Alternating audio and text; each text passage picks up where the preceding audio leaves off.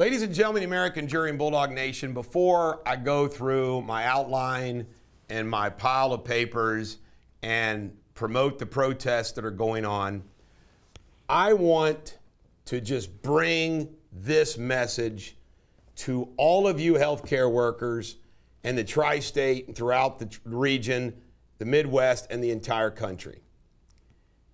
And I know this for a fact, most in the tri-state hospitals, and particularly St. Elizabeth Medical Center, because I went to the protest. When you know something, and you know that something to be true, you have to stand on that like a rock of Gibraltar and not allow anything to cause you fear, to scare you, to poison you, because that is what they will try to do. You know that in your hospitals, there is an incredible nursing and staffing issue. Before this mandate, you know that. You already know it. And you know what it was like inside your hospital during this COVID battle. The staffing problems, the providing care problems. You know that they cannot afford to lose you. You know it. Don't let them scare you. The latest is some of these hospitals saying, well, if we fire you, you're not going to get unemployment. That's not necessarily true at all. See, when they're going to play this game like that. Now, I'm going to tell you quickly an anecdote that's very relevant to this. When Dr. Durrani fled the country, Mike Lyon, the lawyer representing him, the scumbag he is, says, Eric, why do we want to try this case? There was a case set for trial in January 2013. And I says, well, I don't care that he fled. We're going to start trying these cases. Mike Lyon had Stan Chesley. Now think about this. Stan Chesley was supposed to be his big plaintiff's attorney, friends with Mike Lyons. Call me up and ask me to go to lunch at the table in downtown Cincinnati. So here I'm sitting with Stan Chesley, the big shot class action plaintiff's attorney, and he was getting ready to fall. Anyway, he tells me, Eric, why do you want to try this case? You know, he's fled. You got insurance issues. Why? Come on. And I said, well, because I'm going to win. And I don't care right now about the insurance issue. That's for later on. We're going to get this show on the road. Why? I knew I had a case. And by the way, I would try the first Durrani case, the last case I would ever try, and I got $1 million. And it blew me away that these two son of a bitches are trying to tell me what I had when I knew what I had. Many of you know that I had a very big falling out with my father. Another person who gave up and doubted in 2015 about the Durrani litigation. Something I have never let doubt creep in because I know what I got. When I was a young lawyer at the old law firm, now BBL, I had my first sexual harassment case. And I want earmuffs if you're watching as a young person. An elderly man at a large manufacturing factory out in Florence, who was married and had 13 kids, and he was in his 50s, had sexual relations with a young girl, and she dumped him. She was married too. Dumped him. They broke up. She ended it. And the guy went bonkers. And he did the most disgusting things in the world you could think of, including relieving himself and placing the results in her desk. The whole time I had that case, I had never handled a sexual harassment case. The whole time I had that case, This lawyer, I'm going to name him, Mike Hawkins at Dinsmore and Shoal, the premier employment defense lawyer in the tri-state, kept telling me, Eric, you ain't got nothing. You're going to lose. Boom, boom, boom, boom. Whole time. I'm like, I don't think so, Mike. I think it's one hell of a case. Sure enough, the federal judge busted their you-know-whats, and I got a very significant settlement. If you are an auto mechanic and you know automobiles, 16 people telling you what you know shouldn't affect what you know. Ladies and gentlemen of the American Jury and Bulldog Nation and all you healthcare workers, I can sum up this battle with this simple statement to you. You got them by the short ones. They're playing a game of chicken with you. They're going to threaten. They are going to do anything and everything to scare you. And I'm telling you, if you all stay strong and you stick to your position, you're going to have to fire me. It ain't going to happen. It's not going to happen. And by the way, if it does happen, so the F what?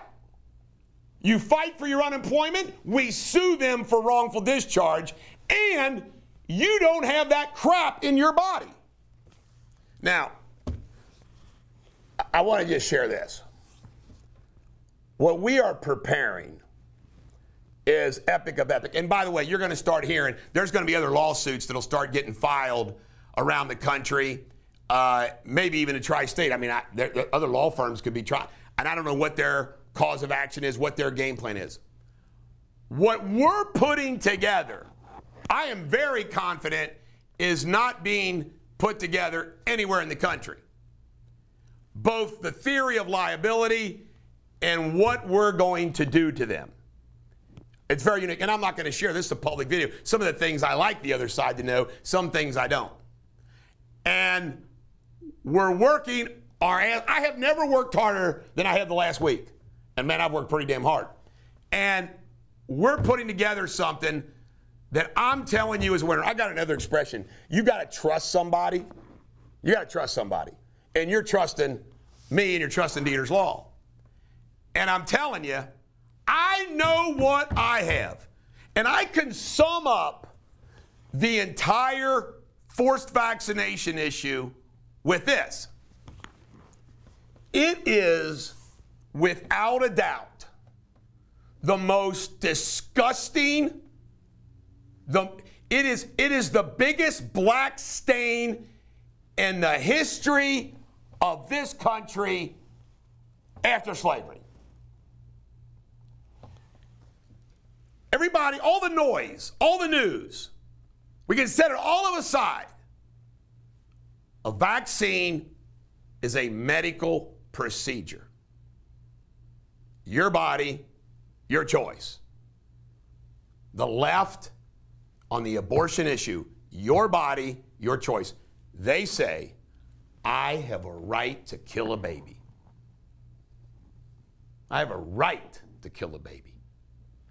Yet they're telling you, you don't have a right to say no to a medical procedure. Vaccine is a minor medical procedure. Why do they care about giving you all the information for informed consent if you don't have a right not to consent? And what we are going to lay out in our lawsuit is a criminal conspiracy, criminal, between the United States government, state governments, the pharmaceuticals, and these hospitals. It's off the charts. And this decision where Amy Coney Barrett, who's already, just like David Souter, if you don't think the court system is corrupt, there's another example. Amy Coney Barrett claims to be a conservative, and look how hard everybody had to fight. The senators, Trump, all the organizations to fight to get her confirmed. And she gets in there with her lifetime appointment and says, but folks, the basis of that denial has got nothing to do with what we're cooking. In other words, the lawsuit that we're going to be filing is not like that lawsuit. And by the way, it was only that the Supreme Court decided not to take it. It wasn't like the Supreme Court made some ruling. We're going to be having local judges making a decision to enjoin. Now think about it. We're going to be asking local judges to enjoin the forced vaccination of Americans. And it's why, folks, I keep telling all of you healthcare providers or healthcare workers who are trusting in us, stick to your guns. This is the United States of America. They can't force you to get a vaccination. They can't force you. And the bottom line is the hospitals in the tri-state and throughout this country have turned into instruments of the government. The whole basis of Donald Trump's lawsuit against social media is they worked with the government, so therefore censorship was from the government, not social media. Unlike social media, these hospitals walk lockstep with the government. Do the government's bidding. It's off the charts. Now I'm going to spin through my pile so I don't forget anything. There is a stop the vaccine mandate Saturday, August 14th. That's tomorrow at 11 a.m., 4601 Eastgate Boulevard. They're going to do a drive around.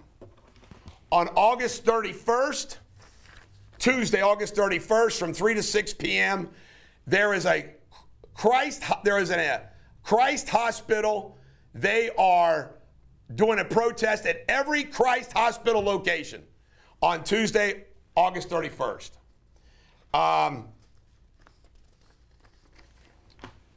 On August 16th, which is Monday, from 9 to 12, in front of the Covington Diocesan Office at 1125 Madison Avenue, there is a public protest about the masks, and that is being put on by WeThePeopleOfKentucky.com. There is going to be also a protest for Christ Hospital on August 20th from 5 to 7 p.m. at the main Christ Hospital. So I want to get all that out of the way. Now, I want to just also stress the timing of this could not be better. Oh, I want to stress this to you. I want all of you all to stay calm.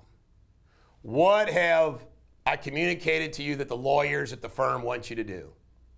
Delay, delay, delay. Fill out religious exemptions, fill out health care exemptions, let them deny them if they want. It's all important part of the process. It's called exhausting your options. The fact that they denied it and then they do something to you, you can sue them. I mean, just try, stay calm. Until the date of the required vaccination happens, which I understand, I think the earliest is September 1st. If we filed, we're going to file it way before this, but if we filed a lawsuit on August 31st with a request for injunctive relief, that stops that. So what I'm telling all of you, all you tri-state healthcare workers, is before that deadline, there is going to be a lawsuit filed against your employer. And that's going to stop that deadline. So, relax. Relax. I don't want you having any more anxiety over it. We're going to, you know what, folks? One of two things are going to happen. They're going to back down or they're going to have hell to pay. Now, on protesting and everything else, I cannot believe the serendipity of it. I keep getting asked by people, well, is there a way we could all come together? Where could we all come together? And I said, well, I think everybody likes to focus on their hospital, but this is serendipity. If you've been following me on social media, we have on September 11th, Saturday, September 11th at 4 p.m., there is Freedom Fest on my farm right outside of Independence. We have Kimberly Guilfoyle, Tommy Lahren coming, fireworks, bands. It's going to be epic. The number one issue, now by the way, the lawsuits will already be filed. The number one issue of freedom at that Freedom Fest is going to be forced vaccination and masks. So if you're somebody fighting this issue, I encourage all of you to come together at Freedom Fest. It's a 130-acre farm. We could have 20,000 people there. Bottom line is, folks, you should come to that. And I promise you, we'll get the leaders of your hospitals the stage. The leaders of your movements the stage. And it will all be in one place. Now, I just want to tell you that I hope all of you all come. These hospital CEOs, CFOs, board of trustees are the most evil, disgusting bullies for money you'd ever want. And by the way, St. Elizabeth Medical Center, man, this was a great email.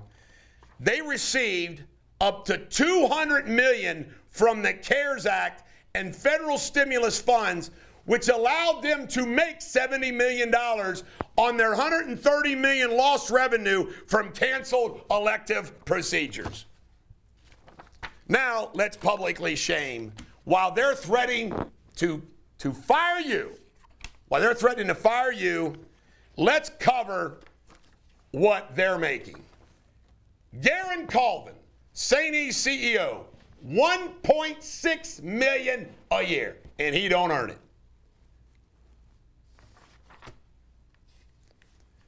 Gary Blank, Executive VP and COO, $800,000. These are nonprofits. Larry Kendall, $563,000.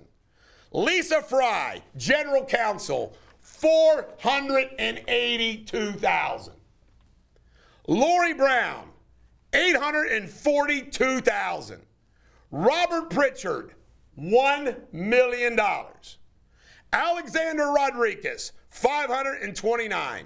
Anthony Helton, $350,000. Benita Anderson, $338,000. Bruce Henley, $332,000.